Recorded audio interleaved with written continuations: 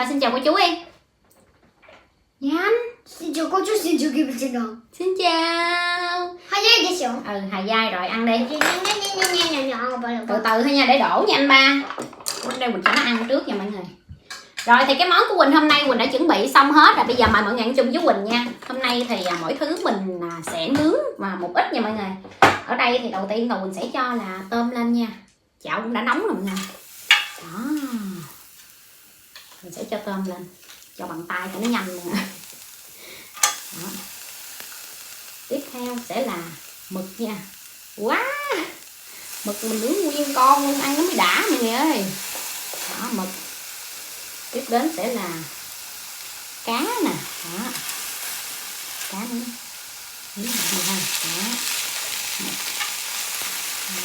Đó. Hôm nay thì Quỳnh mua được nhiều loại đó, cho nên là mình phải nướng mỗi loại một ít. Bóc bằng tay cho nó nhanh nha mọi người ơi. Mà trước khi mình ăn thì mình cũng đã rửa tay rồi, cho nên mình bóc bằng tay cho nó nhanh. Bóc bằng đũa nó lâu quá. Hôm nay hộp thịt đủ loại ăn nó mới đã nè. Lâu lâu không ăn cũng thèm mọi người ơi. Cái nước sốt thịt nướng ở Nhật đó thì Quỳnh phải công nhận là nó ngon thiệt. Quỳnh đã thử rất là nhiều loại nước sốt thịt nướng rồi. Nước sốt thịt nướng ở Việt Nam mình nó thì là người ta làm chưa có tới. Chưa có tới. Cho nên là nó chưa có được cái vị mà ưng ý nha. Mọi người mà đi ăn thịt nướng của Nhật á, mọi người tính mê cái nước sốt nha. Cái này là tại cái lưỡi bò người ta cắt hơi bị dày nè. Lưỡi bò ở Nhật là mình phải ăn cái này nè. Cái này là siêu ngon. Còn bên đây là cái phần lưỡi nè, lưỡi bự nè. Đã quá trời đó. Trời ơi, đổ hết nước rồi sao? Trời ơi, sao nó làm đổ hết nước rồi mọi người. Thằng ba sa này thiệt chứ. Nó làm đổ ly nước xong rồi bây giờ nó nói nó không có sợ Quỳnh. Trả lời cho cô chú các bạn nghe đây, có sợ mẹ không? Cô không có sợ mẹ. Đó, không có sợ mẹ, có sợ ba ba không? Không có sợ ba ba. Không có sợ ba ba luôn. Rồi, một chút nữa sẽ nói ba ba. Mẹ không có sợ ba ba. Rồi sao có sợ ba ba mọi người? Đổ nước rồi sao có sợ ba ba? Hỏi nè, tại sao làm đổ nước? Sao làm cái gì? Sao nhìn cái gì, sao chơi cái gì mà sao không lo sao ăn, sao làm đổ nước của mẹ? Đổ nước của mẹ ra rồi đổ nước của Sa. Rồi đổ nước của Sa, đổ nước của mẹ không chịu, mọi người đổ nước của Sa mới chịu. Rồi trong thời gian mà mình chờ đợi đồ ăn nó chín đó mọi người, thì ở đây mình sẽ làm ít nước sốt mình ăn luôn nha. Ở đây thì cho nước sốt thịt nướng của Nhật nè. Cái loại này thì ăn rất là vừa luôn nè. Rồi sau đó thì mình sẽ cho thêm là một ít hành. Đây.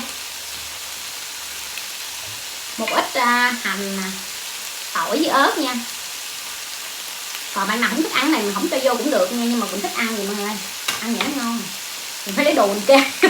Ở nhà kê bằng mấy cái đồ lò xo nha mọi người, đồ lò xo với mấy cái hộp, chứ không kê là không có thấy được đồ ăn. Nước sốt rất là đã. Đây thì mình vừa ăn và vừa kể chuyện cho mọi người nghe nha. Thì Quỳnh nằm mơ một giấc mơ kỳ lạ nha mọi người, mà giấc mơ ghê quá cho nên Quỳnh sợ mọi người ơi. Không biết mọi người có coi được những cái video mà khi mà thằng Sa nó còn nhỏ, cái Quỳnh mới đi vô mà mọi người ăn chung với Quỳnh là Quỳnh thay cái đũa luôn nha mọi người. Cái đũa này nãy gấp đồ sống, bây giờ mình thay cái đũa hồng đó, đồ trứng nha. Thì hồi xưa không phải hồi xưa mà cách đây mấy năm á, là Quỳnh có đi vô cái chỗ mà người ta nuôi rắn mọi người, rắn với lại nuôi trăng á. Thì ở Nhật người ta có cái quan niệm là mình đeo rắn với đeo trăng lên trên cổ á, mà mình vượt qua cái nỗi sợ hãi của mình được và mình chụp được tấm hình đó thì là lộc tài nó sẽ đến. Thì ở Nhật thì hiện tại bây giờ là người ta cũng tin như vậy nha mọi người. Thì lúc đó anh xã Quỳnh nấu mình không tin mọi người, nhưng mà lúc sau thì thật sự có tiền thiệt cho nên Quỳnh tin. Và những cái giấc mơ mà về rắn thường ở Việt Nam người ta rất là sợ luôn. Và khi mà Quỳnh nằm mơ Quỳnh thấy rắn Quỳnh rất là sợ nha. Và hôm nay Quỳnh nằm mơ Quỳnh cũng thấy rắn luôn. Thì Quỳnh nằm mơ Quỳnh thấy con rắn á, nó bò ngang qua nhà của Quỳnh. Nó bò ngang qua nhà của Quỳnh. Thì Quỳnh lại mơ thấy giấc mơ mà khi mà Quỳnh còn trẻ nha mọi người, là Quỳnh đang còn ở bên Việt Nam. Thì mẹ Quỳnh lúc đó vẫn còn đang bán rau và có khách tới mua rau.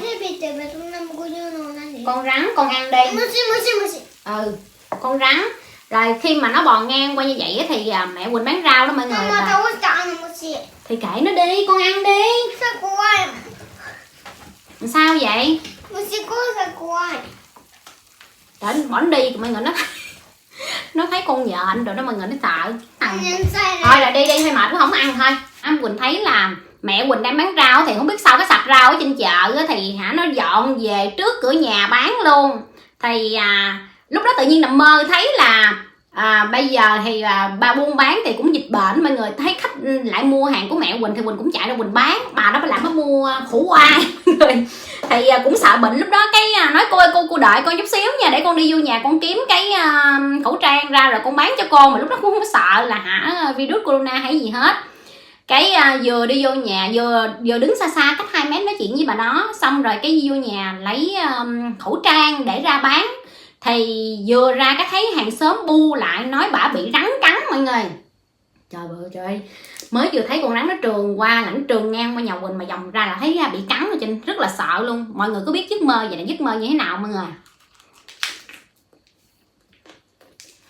Mà mọi người ăn chung với Quỳnh nha.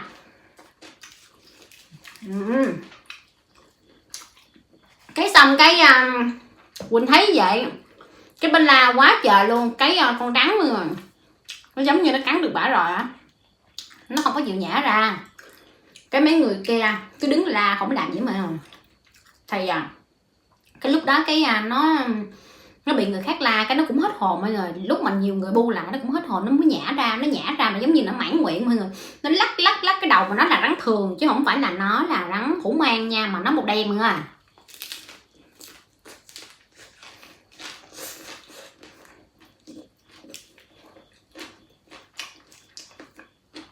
Mà cái giấc mơ này thường á thì hình như là nó không có tốt mà mình cũng sợ. Nằm mơ mà trong lòng vẫn còn biết và suy nghĩ tới là hiện tại bây giờ còn đang dịch bệnh nha mọi người. Dễ sợ như cái con virus này nó làm mình ám ảnh luôn mọi người. Nằm mơ mà còn đợi con chút xíu con đi kiếm khẩu trang đâu con bán cho cô nha. Trời đất ơi, không biết mọi người có ai giống Quỳnh không? Giống như là nó đưa đi vô trong cái tiềm thức của mình luôn mọi người, ghê thiệt.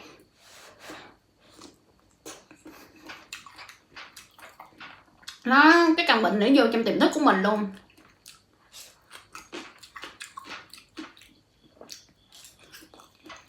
Không biết mọi người có giống Quỳnh không nha.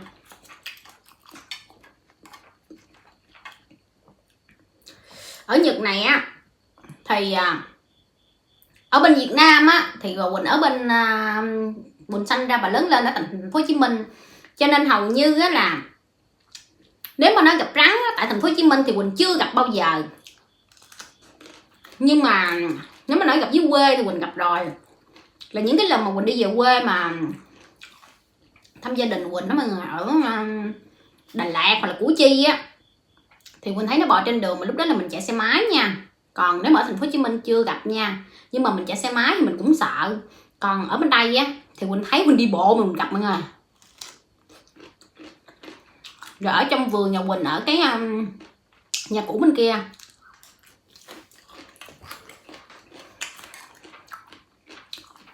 nhà cũ bên kia thì gần đồng ruộng á mọi người, cho nên nhiều rắn. Nó vô nó ăn mấy con cóc á, còn qua đây không có một con cóc nào mọi người.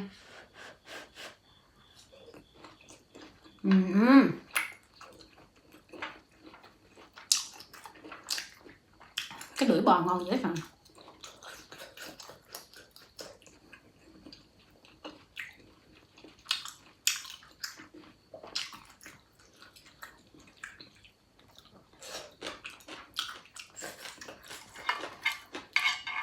Cái miếng cá nó cũng muốn chín nữa mọi người.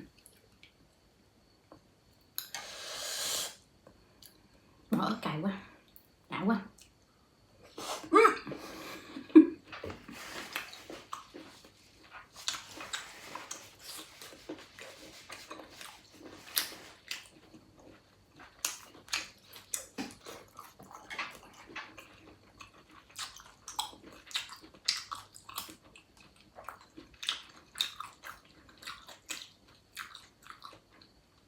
Thằng Sa mọi người biết sao không? Nó ở bên đây thì lúc nhỏ nó ra vườn thấy côn trùng á, thì nó thích nha mọi người. Mà từ ngày mà nó lớn chút xíu em thấy côn trùng nó sợ lắm mọi người. Hồi xưa ở bên Việt Nam Quỳnh á thì nhà của ông bà nội là nhà ngói mà, rồi là đồ đạc nữa. Đồ đạc ở xóm là xóm lao động á, cho nên người ta cũng buôn bán đồ này nọ kia rất là nhiều luôn. Cho nên là ở chỗ khu mình ở á, chuột đồ quá trời mà. Sao mà nó về Việt Nam nó thấy mấy con nó sợ dữ lắm mà. Anh Xảo Quỳnh nói là mình sống ở đâu mình quen đó, với lại là lúc mình còn nhỏ là mình đã thấy nó rồi, cho nên mình không sợ nha. Nói cái câu chuyện này mới nhớ là cũng giống như những bạn dưới quê á, mà nhà ở trong vùng sâu vùng xa thấy rắn coi như bị bình thường nha mọi người. Còn những bạn ở trong thành phố á như Quỳnh nha thì rất là sợ luôn. Cái này là Quỳnh không nói hết tất cả nha, không phải ai cũng không sợ. Ở dưới quê không phải ai cũng không sợ hết, cũng có người sợ nha. Nhưng mà hầu như á người ta quen mà.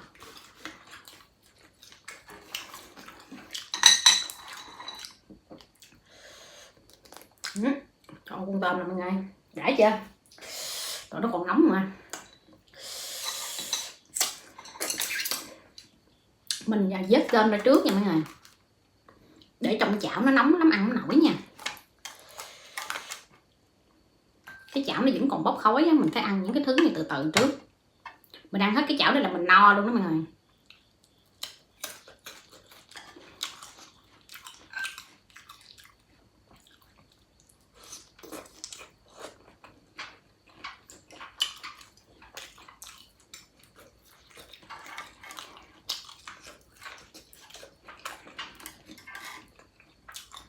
Hôm qua up và chia sẻ với mọi người cái công thức mà làm vậy à,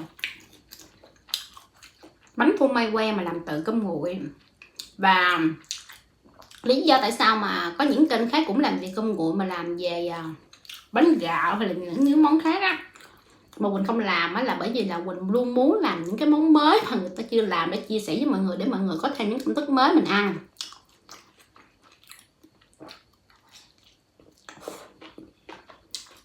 Và Quỳnh cũng nghĩ ra được thêm vài cái món từ cơm nguội nữa, cho nên Quỳnh sẽ cố gắng chia sẻ. Bởi vì niềm say mê tìm tòi mà.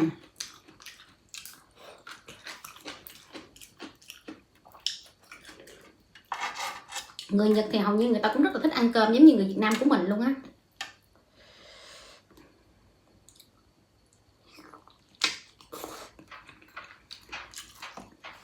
Với lại cái gạo của Nhật á thì Quỳnh nấu á nó sẽ dẻo hơn cái gạo Việt Nam, cho nên ra nhiều lúc nhìn như công thức nó cũng chênh lệch nha. Nếu mà mình cho nước vào nha, còn nếu mà công thức ngày hôm qua làm á thì ở đâu nó cũng sẽ giống vậy thôi.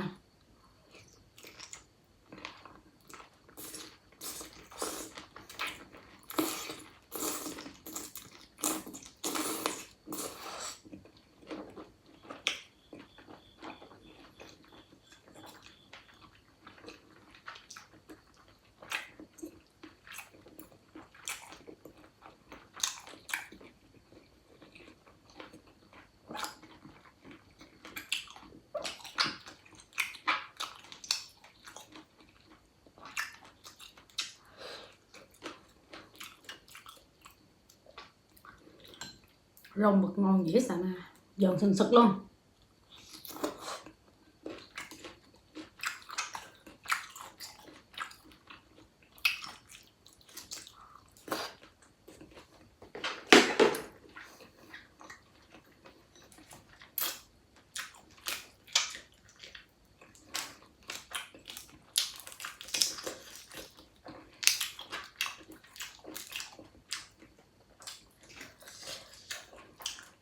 Mấy bữa nay ở Nhật mưa quá mọi người, tôm mua không có được ngon.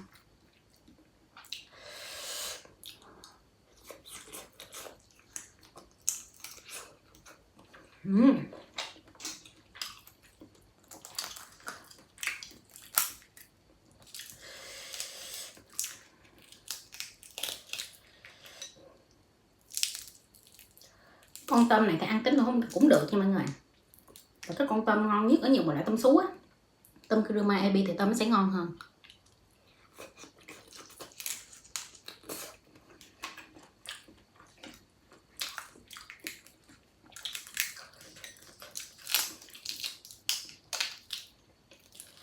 Bữa giờ cũng thèm con tôm gọi là tôm nữ hoàng á, mà mùa này không có luôn nha, không mua được luôn, không biết sao nữa. Năm nay ở Nhật mưa với lại thời tiết nó thất thường quá.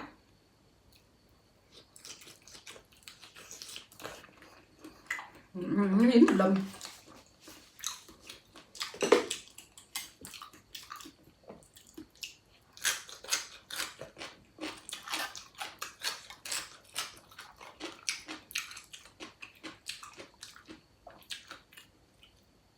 Nó nóng nó nóng bốc khói luôn á.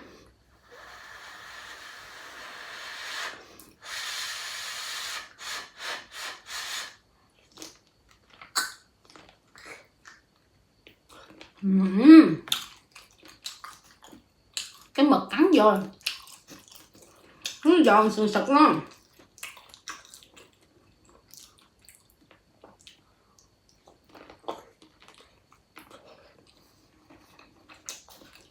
Hôm nay ăn một mâm rất là đầy đủ nha.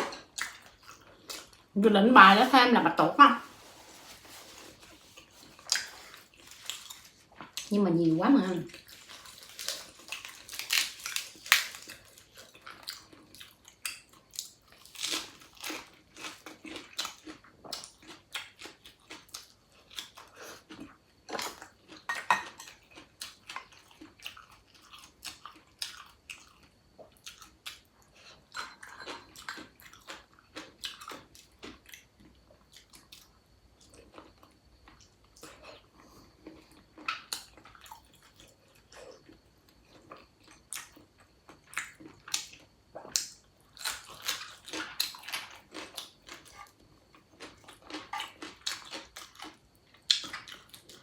Cái giấc mơ hôm nay Quỳnh mơ á thì nó hơi ghê vậy mọi người.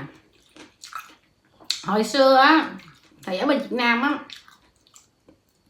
ở gần nhà Quỳnh có cô đó thì cổ nói chung là cổ cũng thuộc dạng thầy bà đó, cổ coi được nha mọi người, còn coi hỏi được, còn bây giờ không biết hỏi ai mọi người.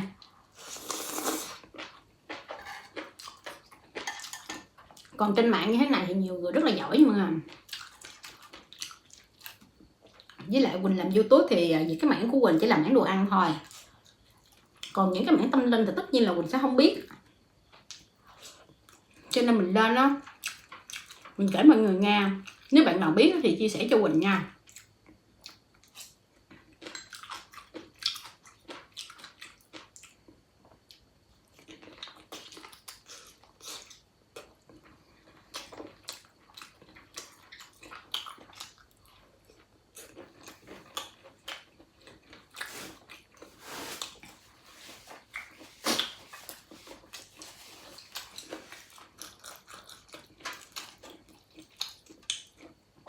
Lâu lâu ăn lại cá hồi nướng ngon mà.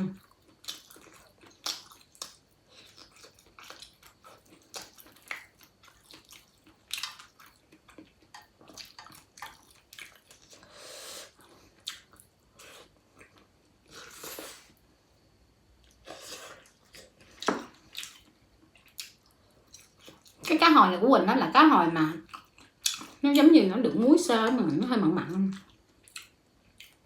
Mình ăn á thì mình không cần chấm, người ta mua về hầu như là người ta để làm mà ruốc là chính nè.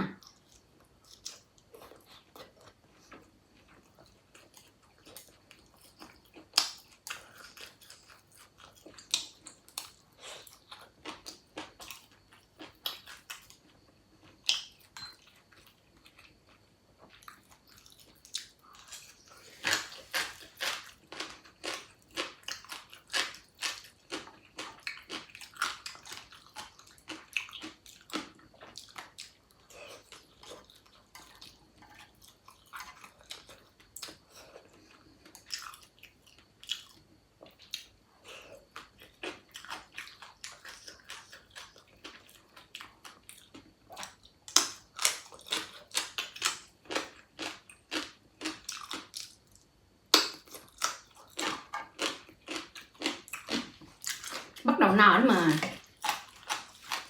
ăn muốn hết nguyên mâm nữa.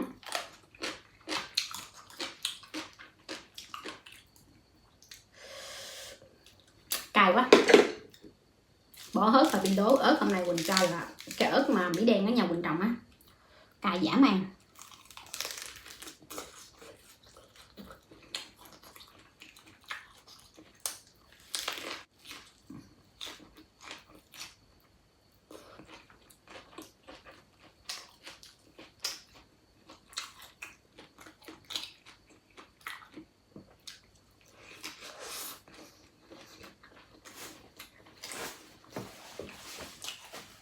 Ngon nha mọi người ơi.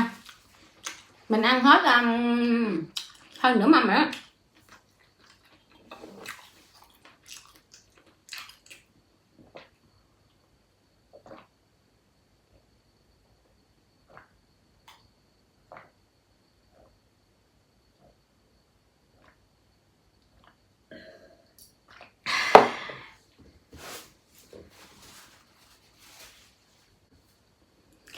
Thì mọi người ơi, cái video của Quỳnh đến đây cũng là sẽ kết thúc rồi. Quỳnh cảm ơn tất cả mọi người đã theo dõi hết cái video của Quỳnh. Nếu mọi người yêu thích cái kênh của Quỳnh đó, mọi người hãy bấm đăng ký, like, share, ủng hộ kênh giúp Quỳnh nha. Quỳnh hẹn gặp lại mọi người ở video vào ngày mai. Bye bye.